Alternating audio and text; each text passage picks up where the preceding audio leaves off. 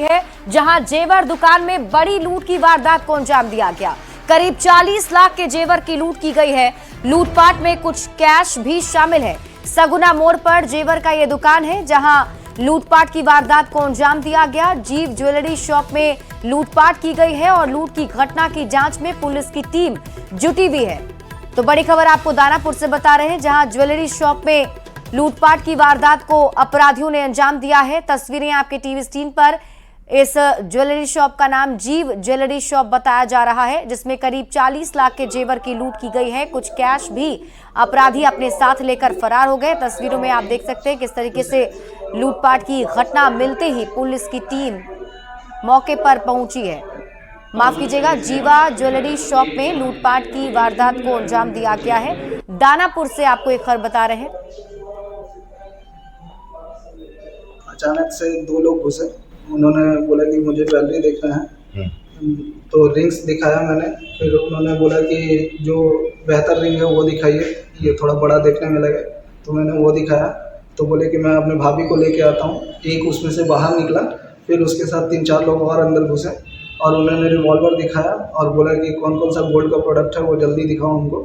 फिर उन्होंने लोग सब 2 बैग लेके आए थे, सब बैग में डाला और फिर ये सब ज्वेलरी, सिल्वर ज्वेलरी भी ले जा रहे थे सब। लेकिन हमने बोला कि ये सब मत ले जाइए, ये सब सिल्वर ज्वेलरी है। तब जाके उन्होंने सिल्वर ज्वेलरी कम से कम छोड़ा, नहीं तो सारा सिल्वर। गोल्ड का कितना ज्वेलरी ले गए वो? गोल्ड का सुबह के काउंटिंग के हिसाब से हमारा 177 पीस था। उसमें से जो बचा हुआ है थोड़ा बहुत वही बचा हुआ है, बाकी सारा लेके गए। लोगों ने बात भी की है, तो इनका एक आकलन है कि 35 से 40 लाख के आसपास इनका ज्वेलरी गया है।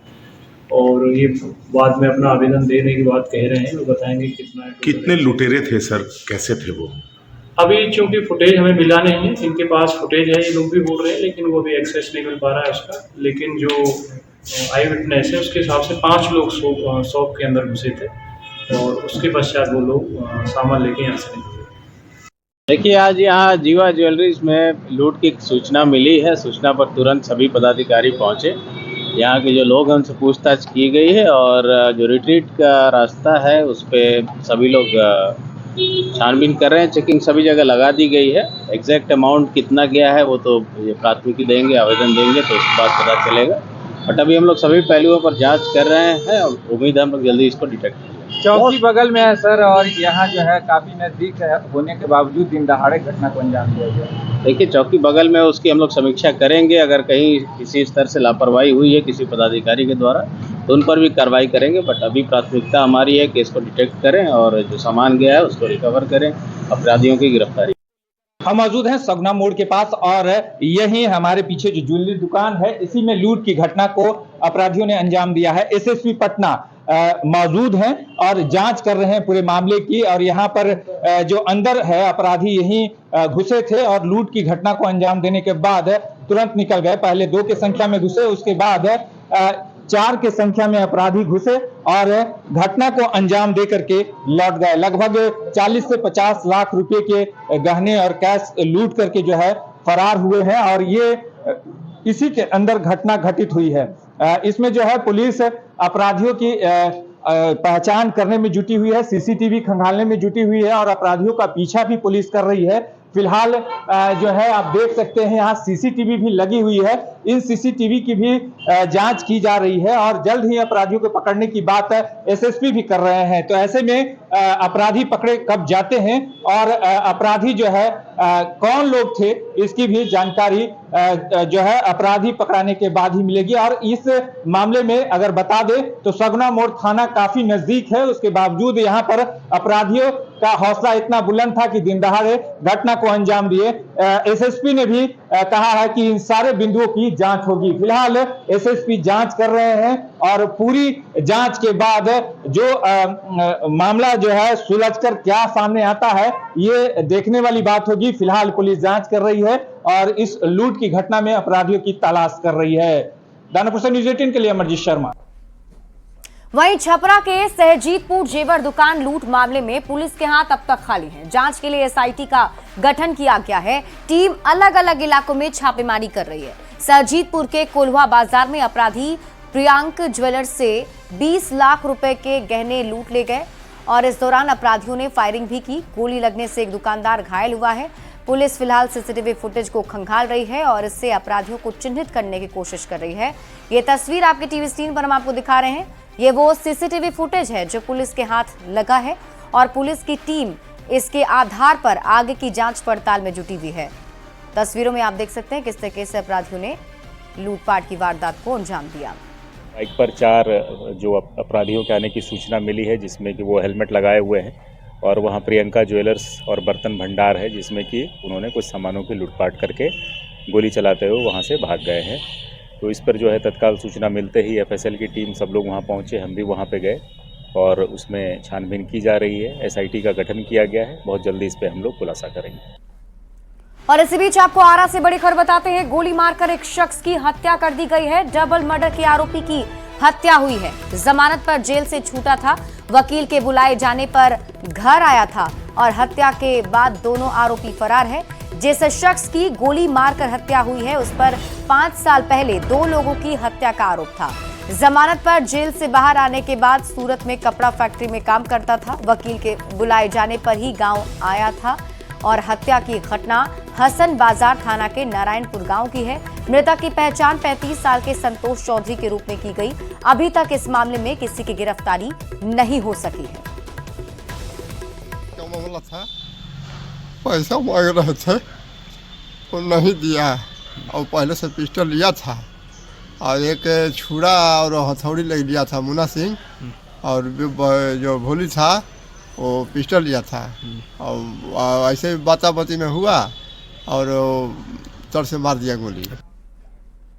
और देखिए, आरा में अपराधियों का आतंक देखने को मिल रहा है। यहाँ बीते 72 घंटे में अपराधियों ने अलग अलग थाना क्षेत्र में करीब 8 लोगों को गोली मारी है, जिसमें 3 लोगों की मौके पर ही मौत हो गई, जबकि 5 लोग अलग अलग अस्पतालों में जिंदगी और मौत के बीच झूल रहे हैं। भोजपुर जिले में आउट ऑफ कंट्रोल हुई लॉ एंड ऑर्डर पर संवाददाता चंदन कुमार की इस रिपोर्ट को देखिए। भोजपुर जिले में अपराधियों का तांडव बढ़ गया है और पिछले 72 घंटों में अपराधियों ने 8 लोगों को गोली मारी है, जिसमें 3 लोगों की दर्दनाक मौत हो गई है और 5 लोग जिंदगी और मौत से अस्पताल में जूझ रहे हैं।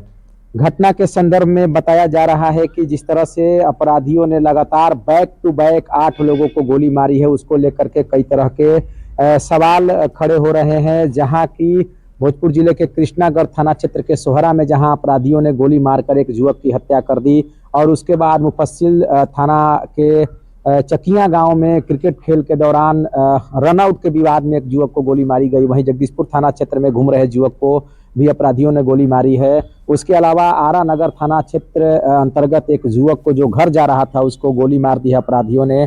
इसके अलावा अगर बात करें तो कोइलवर थाना क्षेत्र में एक युवक को अपराधियों ने गोली मारकर हत्या कर दी है। तो इसको लेकर के कई तरह के सवाल खड़े हो गए हैं। हालांकि इस संदर्भ में भोजपुर के पुलिस अधीक्षक ने जरूर दावा किया है कि इस घटना में शामिल कई अपराधियों को गिरफ्तार कर लिया गया है, फिर भी अपराधी लगातार बेखौफ होकर के और घटना को अंजाम दे रहे हैं। इसको लेकर के एक तरह से कहें तो जिले में चर्चाओं का भी बाजार गर्म है, लेकिन पुलिस ने इस घटना में शामिल सभी अपराधियों को गिरफ्तार करने का जल्द वादा किया है।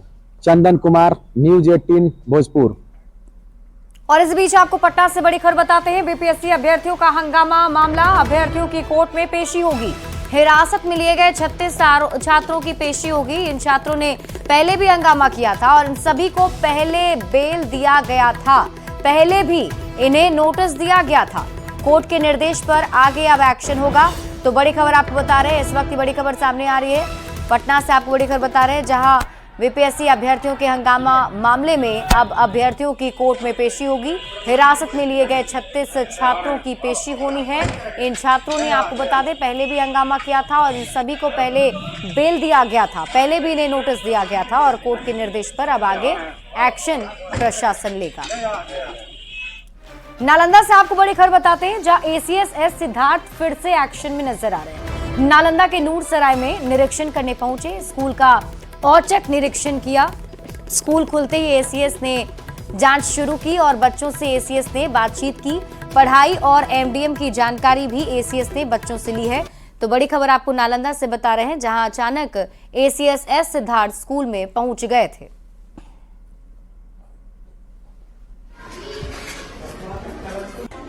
खाना कितने बजे बनता करता है? 10 बजे। हाँ 10 बजे 8 बजे आते हैं ट्यूशन से पढ़ के आते हैं। ट्यूशन से? हाँ।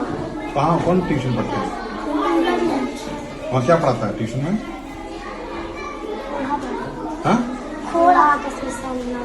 ट्यूशन के बाद 8 बजे ट्यूशन से पढ़ के आते हैं।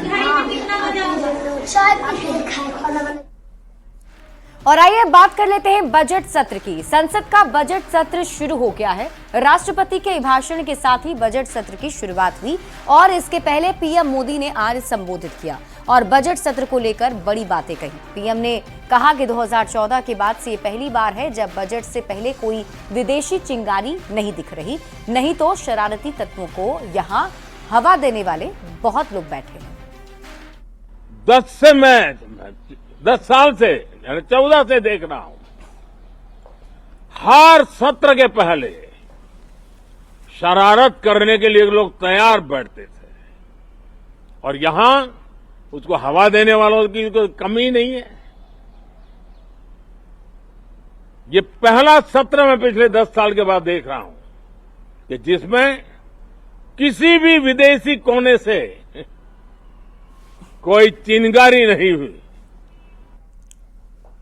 अब पीएम मोदी के विदेशी चिंगारी वाले बयान पर सियासत तेज हो गई। बिहार में सत्ता पक्ष विपक्ष पर पलटवार कर रहा है तो विपक्ष के नेता पीएम मोदी से ही सवाल कर रहे हैं। चिंगारी से देश को नुकसान पहुंचाने वालों को माननीय प्रधानमंत्री श्री नरेंद्र मोदी जी ने जमकर खबर दी। बजट सत्र में विपक्षी दलों की सारी साजिशें नाकाम होंगी। विदेशी चिंगारी को देश में लाकर हवा देने का कुकृत्य नहीं चलने वाला। आदरणीय प्रधानमंत्री जी की ये आदत है कि अपनी नाकामी को, अपनी सरकार की कमियों को छुपाने के लिए वो विपक्ष के ऊपर आरोप लगाते हैं।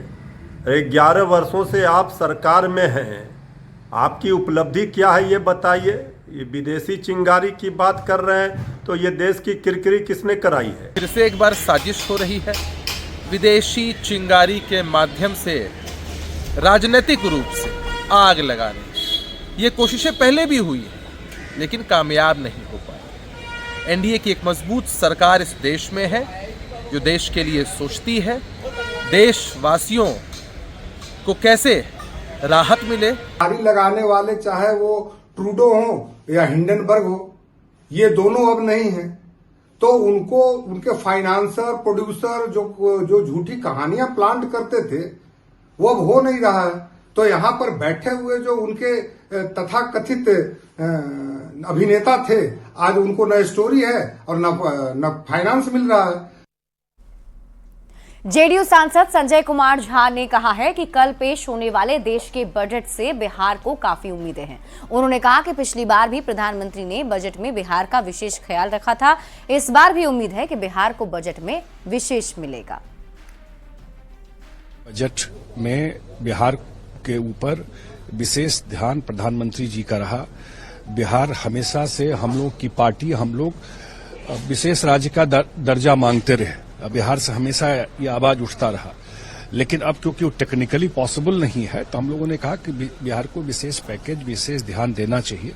कि बहुत सारे पैरामीटर में दिखाई पड़ता है कि नेशनल एवरेज से हम लोग कैच नहीं किए हैं अभी भी, लेकिन बिहार बेहतर परफॉर्म कर रहा है। पिछली बार के बजट में निर्मला सीतारमण जी ने, आदरणीय वित्त मंत्री जी ने उसका एड्रेस भी किया है। तो बिहार की अपेक्षाएं बजट से बहुत है। बड़ा थिकली पॉपुलेटेड स्टेट है और निश्चित रूप से एनडीए सरकार, जो मोदी जी की सरकार है, उसका ध्यान इस बजट में भी पिछली बार की तरह जरूर फोकस में रहेगा। कल पेश होने वाले देश के बजट पर डिप्टी सीएम विजय सिन्हा ने कहा कि कल का बजट 21वीं सदी के विकसित भारत का बजट होगा। ये बजट किसान, युवा और महिलाओं के हित में होगा। 21वीं सदी का विकसित भारत का बजट देश के माननीय प्रधानमंत्री नरेंद्र मोदी जी के द्वारा मां भारती के संतानों के हित में, गरीब, किसान, युवा, महिलाओं के हित में होगा। विकसित भारत बनाने के संकल्प को साकार करेगा। नेता प्रतिपक्ष तेजस्वी यादव ने एक बार फिर से बिहार की विधि व्यवस्था पर सवाल उठाए हैं। तेजस्वी यादव ने कहा कि बिहार में कोई भी ऐसा दिन नहीं गुजरता जब सैकड़ों राउंड गोली ना चली हो। बिहार में पूरी तरह विधि व्यवस्था बिगड़ चुकी है। पूर्व में परसों हुआ और अभी शायद मुजफ्फरपुर में कल की घटना है, वहाँ यानी बिहार में ऐसा कोई दिन नहीं है जहाँ 500 राउंड गोलियां नहीं चलती। बिहार में प्रतिदिन 500 राउंड गोलियां चल रही हैं।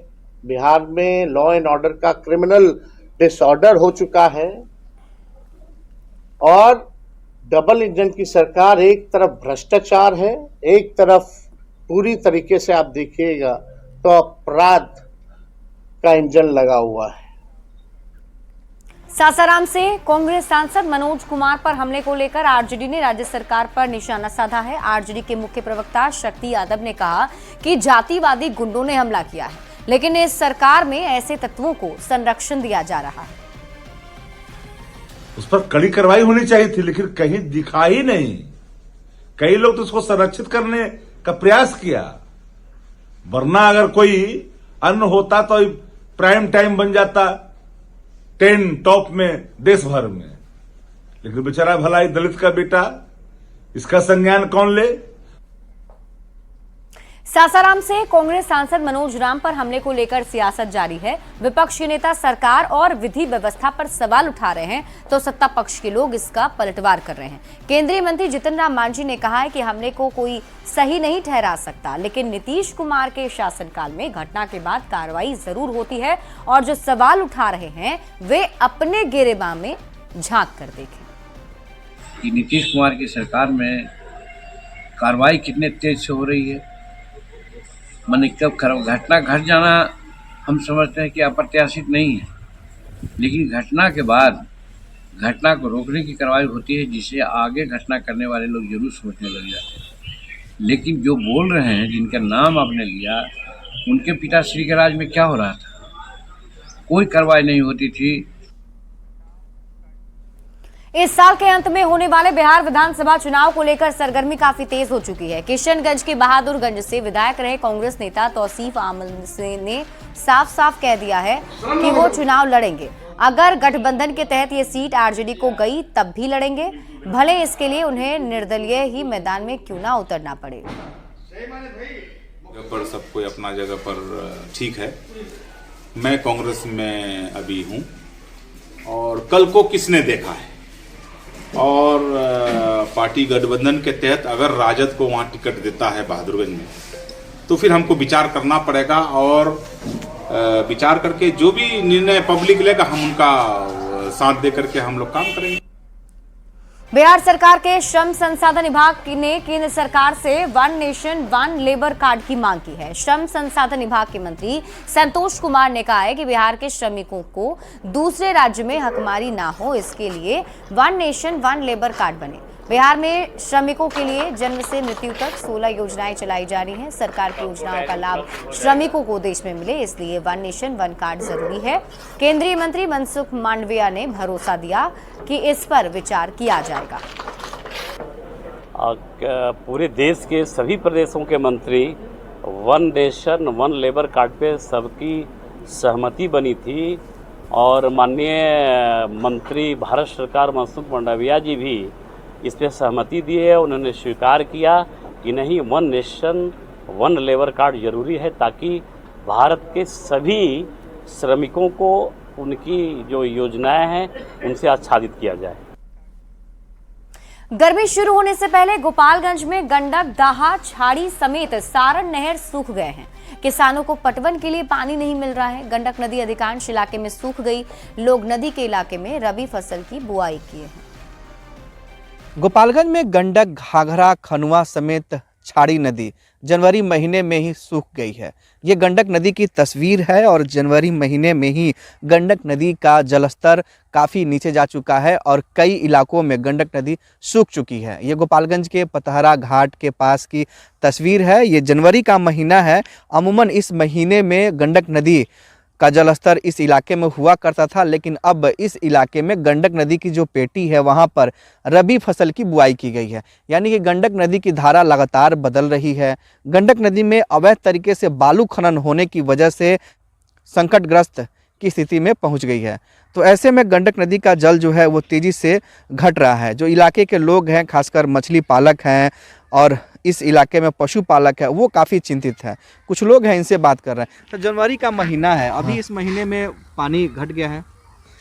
अभी ये पानी अभी इसलिए घट गया है कि अभी जो इधर से आगे जो नदी का खुदाई हो रहा है बालू का, इसकी वजह से इसका नदी का धारा उस साइड में बुड़ गया है, इसकी वजह से पानी कम हो गया है। कम हो गया तो मछली उछली के लिए या फिर मगरमच्छ के लिए काफ़ी चिंता वाली बात है, जल के जीव हाँ, के लिए।